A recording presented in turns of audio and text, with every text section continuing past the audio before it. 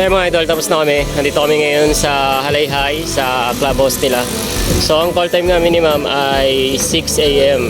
Yan, so 6 a.m. Natapos kami ng saktong 8 a.m. So nangangamba si ma'am kasi baka hindi umabot sa oras. Kasi ang start ng program nila is 10 a.m. Kasi binyag, dito gaganapin yung binyag. Ayan o, first birthday, binyag, nandito rin si father.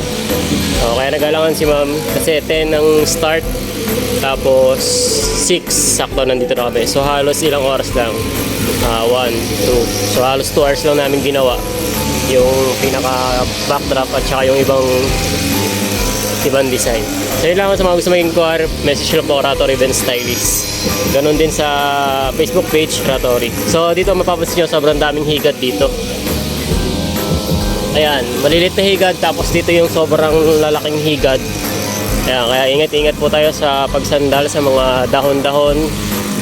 And dito, napansin ko dito kanina, dami talaga eh.